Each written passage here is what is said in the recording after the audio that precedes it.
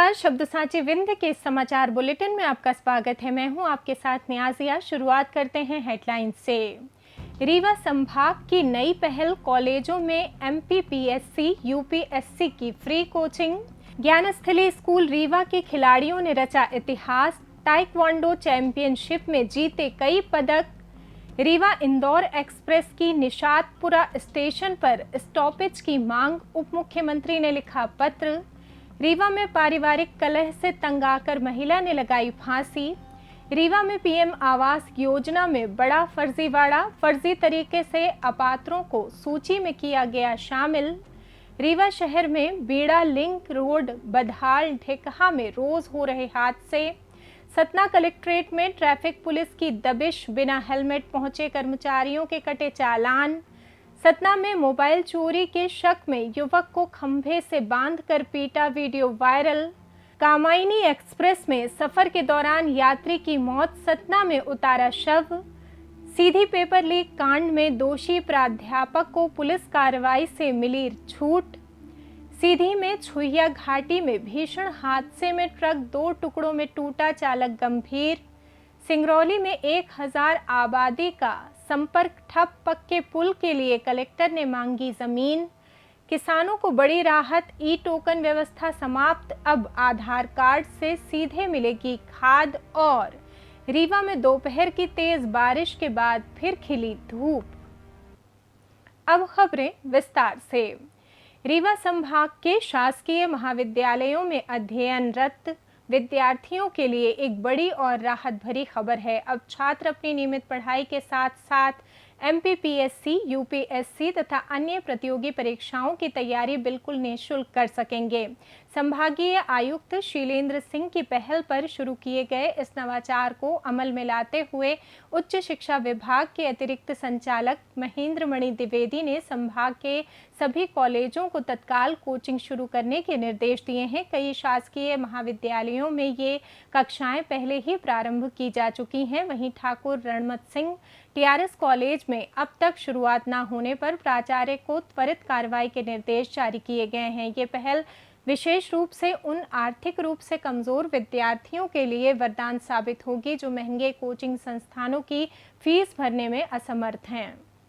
Coaching के लिए तो हमारे जो नवागत आयुक्त तो माननीय श्री शीलेंद्र सिंह जी हैं, उनके निर्देशानुसार ये कोचिंग जो है चलाई जा रही हैं। और मैंने भी पूरे संभाग के महाविद्यालयों को निर्देशित किया है, खासकर जो जिले में हैं वहाँ छात्रों के लिए और छात्राओं के लिए कोचिंग कक्षाएं शुरू की जाएं। और बहुत अच्छा रिस्पांस मिल रहा है। कोचिंग कक्षाएं पूरे संभाग में महाविद्यालयों में शुरू भी हो चुकी हैं।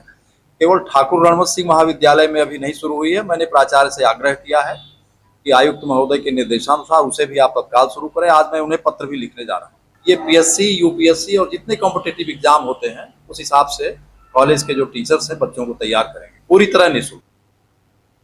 राजस्थान के दौसा में 25 से 29 जुलाई तक आयोजित CBSE west zone taekwondo championship में रीवा के ज्ञानस्थली विद्यालय के खिलाड़ियों ने शानदार प्रदर्शन करते हुए अनेक पदक अपने नाम कर मध्य प्रदेश का मान बढ़ाया है। लगभग 3000 प्रतिभागियों वाली इस प्रतिष्ठित प्रतियोगिता में कोच पवन किशोर मांझी एवं टीम मैनेजर प्रीति सिंह के मार्गदर्शन में खेलते हुए 19 वर्ष भार वर्ग में चित्रांश सिंह, प्रसून सेन, आदर्श कुमार द्विवेदी, आफीन हुस्ना व अदिति जायसवाल तथा 14 वर्ष भार वर्ग में रिद्धिमा साकेत ने कांस्य पदक अर्जित किए, जबकि अन्य खिलाड़ियों ने भी उत्कृष्ट खेल का प्रदर्शन किया। खिलाड़ियों की इस ऐतिहासिक सफलता पर विद्यालय के डायरेक्टर प्रणव सिंह, प्राचार्य सलोनी बत्रा, उप प्राचार्य कल्पना सिंह और व्यायाम निर्देशक राजकुमार साहू सहित समस्त शिक्षक शिक्षिकाओं ने खिलाड़ियों व प्रशिक्षकों को बधाई देते हुए उनके उज्जवल भविष्य की कामना की है। रीवा, सतना, भोपाल और इंदौर के बीच सफर करने वाले रेल यात्रियों की सुविधा के लिए मध्य प्रदेश के उप मुख्यमंत्री राजेंद्र शुक्ल ने एक महत्वपूर्ण पहल की है। उन्होंने पश्चिम मध्य रेलवे के महाप्रबंधक दिलीप कुमार सिंह को पत्र भेजकर रीवा डॉक्टर अंबेडकर नगर एक्सप्रेस का भोपाल के निशातपुरा रेलवे स्टेशन पर ठहराव देने की मांग उठाई है। उप मुख्यमंत्री ने पत्र में बताया कि विंध्य और मालवा को जोड़ने वाली इस ट्रेन का वर्तमान स्टॉपेज संत हिरदाराम नगर में है, जो भोपाल शहर से बाहर होने के कारण यात्रियों को अतिरिक्त समय और आवागमन में परेशानी का सामना करना पड़ता है। हाल ही में लोकार्पित हुए निषादपुरा स्टेशन से शहर की कनेक्टिविटी बेहतर है। ऐसे में यदि सप्ताह में 3 दिन चलने वाली इस ट्रेन को यहां ठहराव मिलता है तो भोपाल आने जाने वाले हजारों यात्रियों का सफर बेहद आसान और सुविधाजनक हो जाएगा। रीवा शहर के समान थाना क्षेत्र अंतर्गत रतहरा में पारिवारिक कलह से नाराज होकर 42 वर्षीय गीता कोरी ने बुधवार रात अपने ही घर में फांसी लगा ली। परिजनों के मुताबिक पति पत्नी के बीच हुई कहासुनी के बाद गीता कमरे में चली गई और ये आत्मघाती कदम उठा लिया, जिसके बाद उन्हें आनन फानन में गंभीर हालत में संजय गांधी चिकित्सालय ले जाया गया, लेकिन डॉक्टरों ने जांच के बाद उन्हें मृत घोषित कर दिया। फिलहाल समान थाना पुलिस ने मर्ग कायम कर शव को पोस्टमार्टम के लिए भेज दिया है और मामले की विस्तृत जांच शुरू कर दी है। रीवा जिले की रायपुर करचुलियान जनपद पंचायत की ऐतला ग्राम पंचायत में प्रधानमंत्री आवास योजना ग्रामीण में बड़े पैमाने पर धांधली का मामला सामने आया है। गांव में सर्वे करने पहुंचे अधिकारियों और पंचायत अमले ने नियमों को ताक पर रखकर संपन्न लोगों के सर्व सुविधा युक्त पक्के मकानों को कागजों पर कच्ची झोपड़ी दिखा दिया। नियम के अनुसार पक्के मकान, वाहन और नियमित आय वाले परिवार इस योजना के लिए पूरी तरह अपात्र हैं, फिर भी जिम्मेदारों की मेहरबानी से फर्जी तरीके से उनका नाम पात्रों की सूची में शामिल कर लिया गया। दूसरी ओर झोपड़ियों में रहने वाले वास्तविक ज़रूरतमंद और गरीब लोग अधिकारियों से गुहार लगाते रह गए, लेकिन उनका फॉर्म तक जमा नहीं किया गया। सूची में बड़ी संख्या में अपात्र लोगों के नाम दर्ज होने से ग्रामीणों में भारी आक्रोश है। वंचित ग्रामीणों ने अब प्रशासन से इस पूरे मामले की निष्पक्ष जाँच कराने, दोषी कर्मचारियों पर सख्त कार्रवाई करने और वास्तविक गरीबों को योजना का लाभ दिलाने की मांग की है। नगर निगम रीवा के वार्ड 5 स्थित ढेकहा में राजपूत गन फैक्ट्री के सामने से बीड़ा रोड सुलभ कॉम्प्लेक्स तक जाने वाला मुख्य संपर्क मार्ग इस समय बेहद बदहाल और सकरा हो चुका है। सतना रोड और बीड़ा रोड को जोड़ने वाली ये एक बेहद महत्वपूर्ण लिंक रोड है, जिस पर रोजाना सैकड़ों लोगों का आवागमन होता है। सड़क पर बने गहरे गड्ढों और खुली नालियों के कारण आए दिन बाइक सवार गिरकर चोटिल हो रहे हैं। वहीं भारी वाहन भी नालियों में फंस जाते हैं। स्थानीय निवासियों द्वारा सड़क के चौड़ीकरण और नए निर्माण को लेकर शासन प्रशासन तथा नगर निगम को कई बार आवेदन दिए जा चुके हैं, लेकिन इसके बावजूद जिम्मेदार अधिकारी पूरी तरह मूक दर्शक बने हुए हैं। प्रशासन की इस बेरुखी से आक्रोशित क्षेत्रवासियों ने सड़क मरम्मत और चौड़ीकरण कराने की मांग की है। सतना कलेक्ट्रेट परिसर में गुरुवार को सड़क सुरक्षा और यातायात नियमों के पालन को बढ़ावा देने के उद्देश्य से एक विशेष जागरूकता अभियान चलाया गया। इस दौरान यातायात पुलिस की टीम ने बिना हेलमेट दोपहिया वाहन से कार्यालय पहुंचे शासकीय कर्मचारियों और आम आगंतुकों के खिलाफ मोटर व्हीकल एक्ट के तहत चालानी कार्रवाई की। वहीं दूसरी ओर अभियान के दौरान हेलमेट पहनकर पहुंचे वाहन चालकों को सम्मानित किया गया। सड़क सुरक्षा के प्रति सकारात्मक संदेश देने के लिए कई लोगों को निःशुल्क हेलमेट भी वितरित किए गए।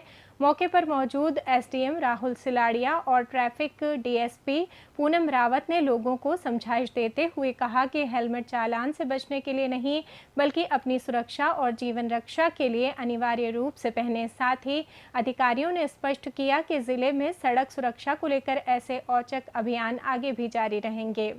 सतना जिले के चित्रकूट थाना क्षेत्र अंतर्गत अशोक होटल के सामने बुधवार देर रात करीब 2 बजे चोरी के संदेह में एक युवक को बिजली के खंभे से बांधकर सार्वजनिक रूप से पीटने का सनसनीखेज मामला सामने आया है। एक चाय पान दुकान संचालक महिला और उसके साथियों ने युवक पर मोबाइल फोन चुराने का आरोप लगाते हुए इस तालिबानी हरकत को अंजाम दिया, जिसका वीडियो सोशल मीडिया पर वायरल होने के बाद इलाके में हड़कंप मच गया। मौके पर मौजूद भीड़ तमाशबीन बनी रही और किसी ने भी पीड़ित को बचाने का प्रयास नहीं किया। फिलहाल पुलिस ने दोनों पक्षों की शिकायतों पर मामला दर्ज कर वायरल वीडियो की तकनीकी जांच शुरू कर दी है और दोषियों के खिलाफ सख्त कानूनी कार्रवाई का आश्वासन दिया है।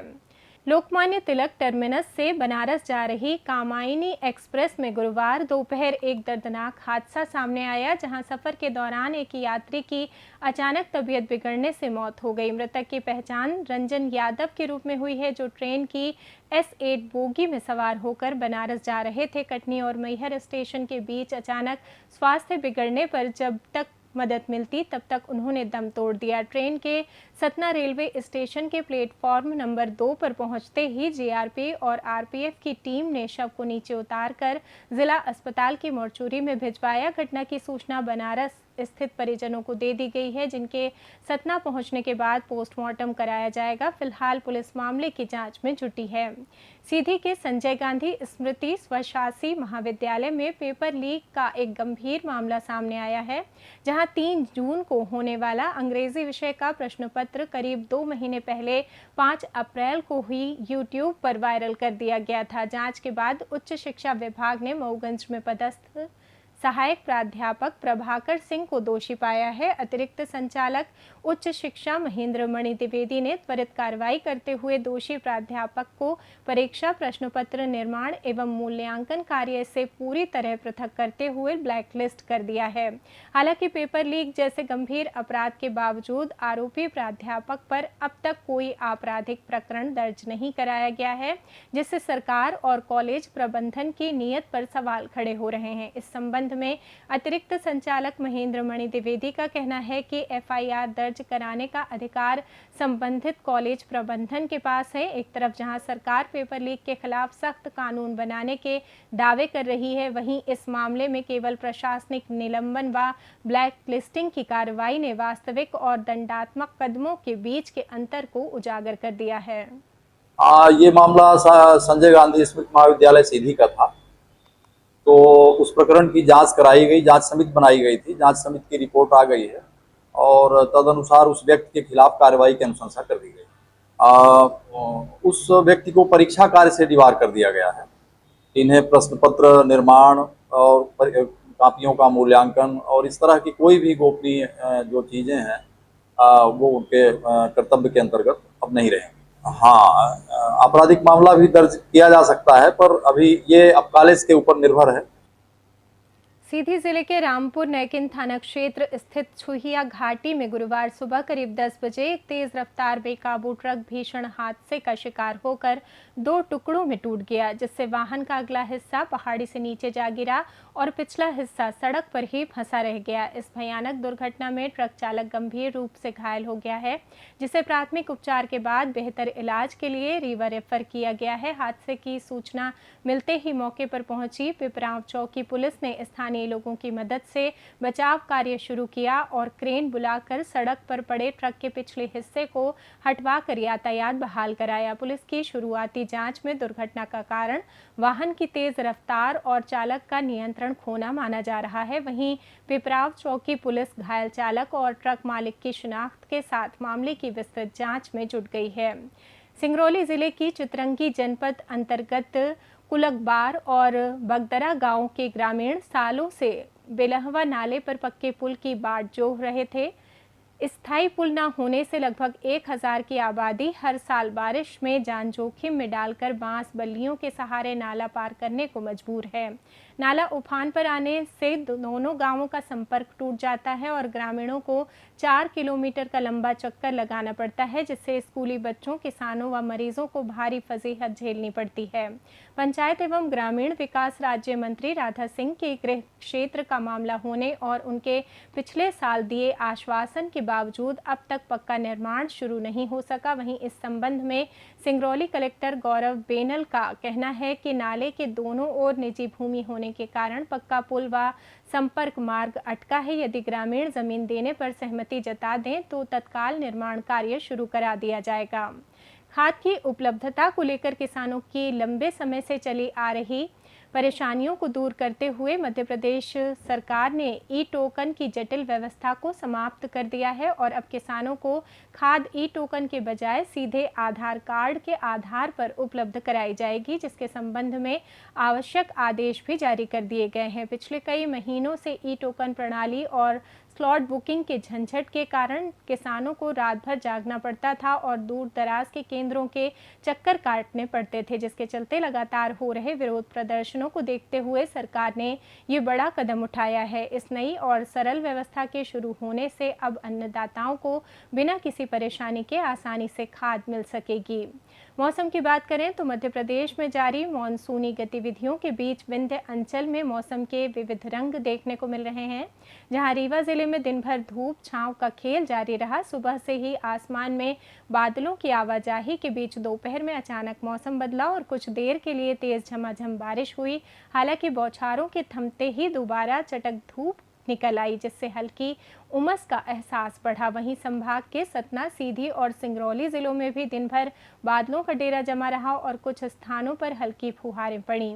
मौसम विभाग के पूर्वानुमान के अनुसार आगामी 24 से 48 घंटों के दौरान क्षेत्रीय नमी और स्थानीय मौसमी सिस्टम के सक्रिय होने से रीवा संभाग सहित पूरे विंध्य क्षेत्र में गरज चमक के साथ मध्यम से भारी बारिश की संभावना बनी रहेगी। इसी के साथ ये समाचार बुलेटिन समाप्त हुआ। कल फिर मिलेंगे नई खबरों के साथ। जुड़े रहिए शब्द सांची विंध्य से और विंध्य से जुड़ी तमाम खबरों के लिए हमारे चैनल को सब्सक्राइब कर दें। वीडियो को लाइक करें, शेयर करें और बेल आइकॉन दबाना ना भूलें। अपने आसपास की खबरें हम तक पहुंचाने के लिए स्क्रीन पर दिए नंबर पर आप संपर्क भी कर सकते हैं। धन्यवाद।